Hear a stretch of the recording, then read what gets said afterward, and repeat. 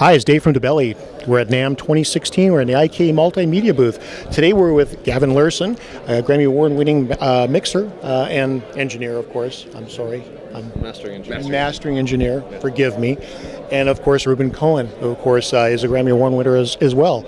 And as I just learned, both Tech Award winners. So it's an interesting thing. We're here to talk about the Lurssen Mastering Console. It's an application that's being put out by IK Multimedia, and I just saw it for the first time in the demo, and it's very interesting. Tell me a little bit about it.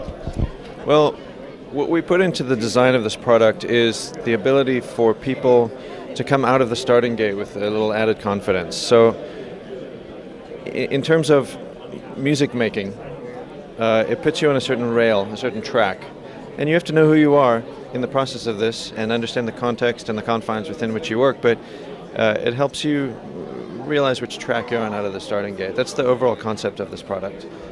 I was amazed at the simplicity of the GUI interface on it itself.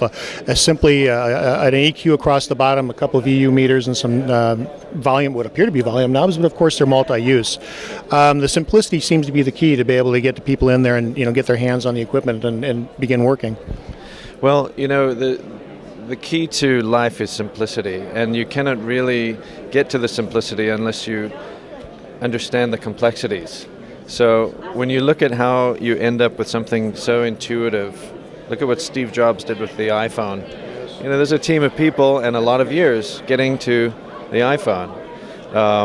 That's a simple one-button device. So that's an inspiration. These things are inspirations, and I think should be for anybody developing any kind of product. So we look at these concepts and figure out these complexities. We do the work. We've put in the time. We've spent decades doing this. And we build it into a product that is easy to use on an iPad with two thumbs. You have to take that into account. So there's a lot under the hood of how you get to being able to use it in a simple fashion like that. And part of the journey of that is it's very hard these days to find a mentor-protege relationship. It's not the way that young generations are coming into the industry.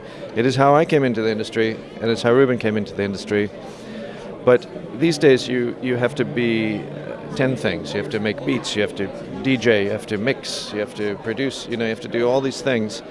And so there has to be these tools. There has to be devices that come out that help you with the confidence level that you don't necessarily have the time to study one thing, become an artisan. You are responsible professionally for encompassing a variety of skills. So these tools are part of the solution process of helping you get there quicker. Yeah, as you mentioned, the mentor process, these days our mentor seems to be YouTube. We can find almost anything on there, but whether or not the information is accurate or as accurate as you want it to be is sometimes hit or miss. And the products themselves, these are taking the place of what used to be different in the old days.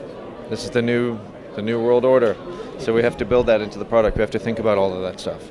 So we can digitally import a file, an audio file, and with a simple mouse click or two, forgive the term mouse click, you can really adjust the file. You can manipulate it in many, many ways, and it's really not the end story. You can also get in and you can open up the presets and do some advanced tuning and so on. Tell me a little bit about that. How about you, Reuben? Tell me about that. Yeah, well, day in, day out, we've discovered certain go-to formulas to achieve a great deal of results very, very quickly.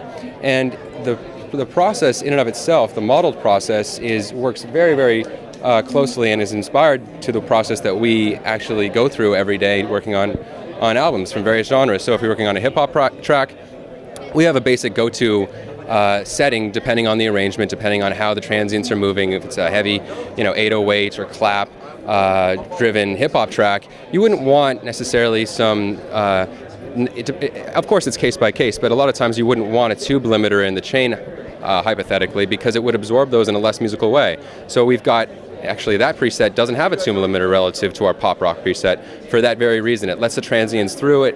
It still allows for a lot of punch, but in a very musical way. And we found that working on albums day in, day out, that mixing engineers are expected to not only mix, but also kind of master it so they can give their artists an idea of how it's going to sound once they come to us. So they can judge the mix going through a process post-mix.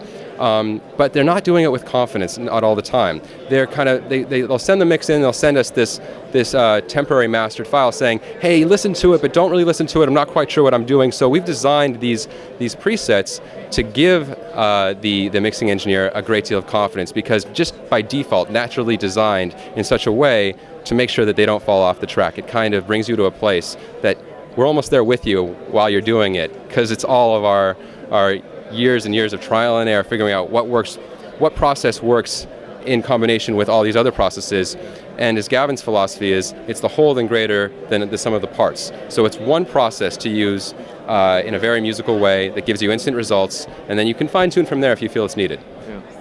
That's amazing. We saw in the demo that you took, well, what I would expect the artist thought was a close to finished file, and there was so much dynamic change to it. You brought it to life just with in moments. And I know you spent some time behind the scenes working on it, so you kind of knew where you wanted to go. And sometimes that's where all the time is wrapped up. But it seemed to be a fairly simple approach to bring this file into just a full existence. And it was amazing to see the results and hear the results. That's the idea. You know, we've done this for a lot of years, and like I said up on the stage there, you know, there's consistencies as to how we approach various genres, perhaps, or working with various engineers. You know, they have their consistencies, we have ours. Everybody's got their consistencies. So these guys at IK really understood who we were, and that's what's built into this thing. And then to weed that down into simplicity to make it easy for people to use, they get a little bit of us, they get a little bit of the product.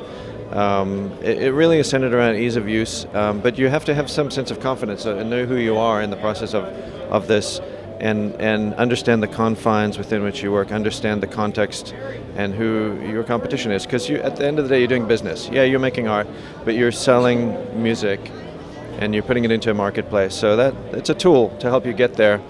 Knowing who you are is part of it, and getting a little help on the way is a part of it as well. Well, I can say that looking at the application, the GUI application, it does appear, it comes across as just a very elegant solution to a very complex problem, I'm sure, as you know. And that's, I think, what the young engineers and almost anybody is going to gravitate toward. They're running toward that simplicity because they want the immediacy of the world today. They want those results as quick as possible. Right? Yeah, absolutely. Well, it puts the user in the driver's seat. You know, mastering is, you know, a lot of people are under the understanding that mastering, when necessary, can be very transparent, but, you know, in 2016 and for many years before this, it's really evolved into something more of a hype process. It's a colorization process. You can achieve many things. And when it's best done, if you want to achieve one thing, it's better to achieve more than one thing in a positive way than try to achieve two things in two different ways, if that makes sense. You want to try to always achieve the most you can with as little work as possible. And that's really the fundamental approach that we've always taken, and the way Gavin and I work day in, day out, and now users can experience that too. Yeah. Well, thank you much for your time today, gentlemen. I appreciate your help. Thank you. Thanks very much.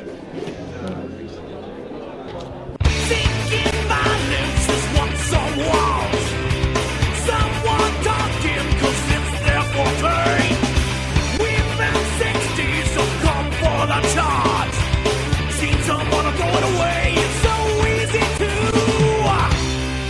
Why get